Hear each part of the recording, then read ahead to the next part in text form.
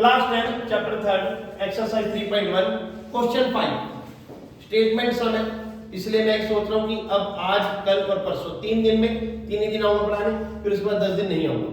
तो इन 3 दिनों में मैं तुम्हें 15-16 क्वेश्चन करवा दूं, ठीक है, ताकि ये चैप्टर जितना मैक्सिमम जितने तरीके से हो सके हो जाए, ठीक है।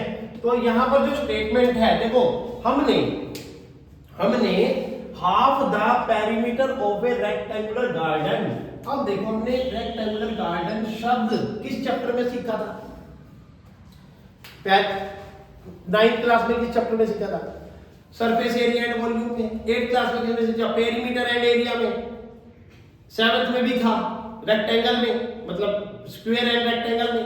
तो इस तरीके से ये शब्द इस linear equation in two variable में भी आ गया। किस चैप्टर में आ गया? Linear equation in two variable. Statement sum आ गया। इसने बोला पेरीमीटर, अब रेक्टेंगल का पेरीमीटर सबको पता है क्या है? बता दो, गर्दन हिला दो सब, बता दो, एक जना तू बता दे जो यार, बताओ क्या है?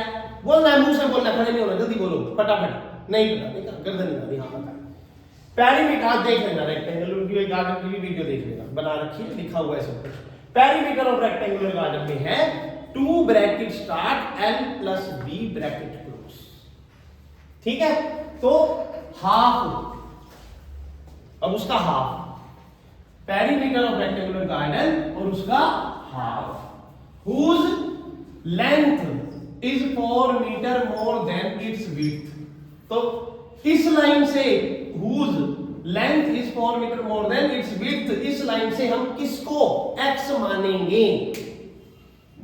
लेंथ को x मानेंगे या विड्थ को x मानेंगे? जो बच्चा कि दूसरी लाइन से यही नहीं समझ पाया कि लेंथ को x मानना है या विड्थ को x मानना है, वो कर ही नहीं पाएगा। तो किसको x मानेंगे? नहीं पता। लेट द, देखो लेंथ विड्थ को कहा ना, देखो मैं तो ये कह रहा था कि भाई हम चाहे तो लेंथ को भी x मान सकते हैं, लेकिन फिर विड्थ को y मानना पड़ेगा, समझ गए? Let the width equal to x and length equal to y। y आएगा या x प्लस 4 आएगा? x प्लस 4 आएगा, करेक्ट। इस बात समझ नहीं आई? क्यों? विड्थ x है, लेंथ 4 मीटर मोर देन है। मैंने अभी पिछले क्वेश्चन में भी करवाया था गर्ल्स और बॉयज वाले में, वहां भी यही स्टेटमेंट। तो विड्थ को x और लेंथ क्या हो गई? x प्लस 4, कोई दिक्कत नहीं। चलो अब चलते हैं perimeter of rectangle. According to question क्या कह रहा है वो? ATQ perimeter of rectangular garden, rectangular garden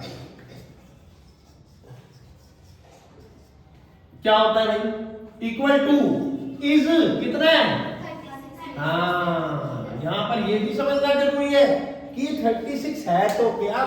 most of the student width is 36, तो सबसे पहले लिख देंगे ब्रेड्थ इक्वल टू 36। अरे इस पूरी स्टेटमेंट में यहां से यहां तक जो पेरीमीटर है वो दे रखा है ये,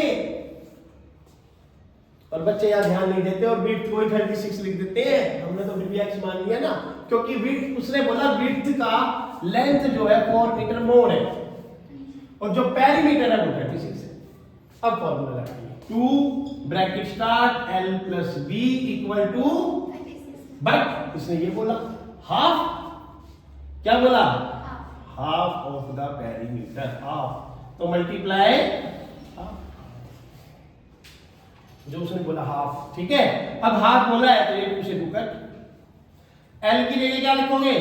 x प्लस 4, प्लस विड्थ की जगह क्या लिखोगे? x equal to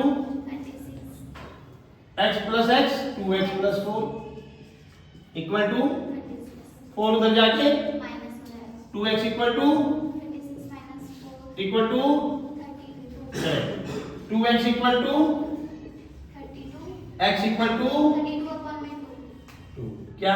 32/2 16 metre. तो विड्थ आ गई, विड्थ इक्वल टू 16 मीटर और length equal to 16 plus 4 equal to 20 metre. आया नहीं आया?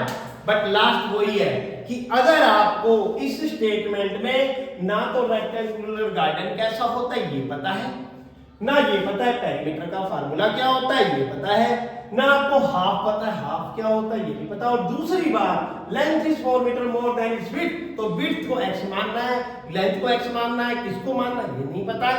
4 मीटर मोर देन का क्या मतलब होता है, +4 होता है ये नहीं पता, तो समझ लो आपका क्वेश्चन 0 खत्म। बट अगर आपको ये सारी नॉलेज है, perimeter of rectangular garden is l+2l+b, और ये भी क्लियर हो गया कि इज 36 मीटर तो इक्वल टू 36 बिकॉज़ ये पेरीमीटर है।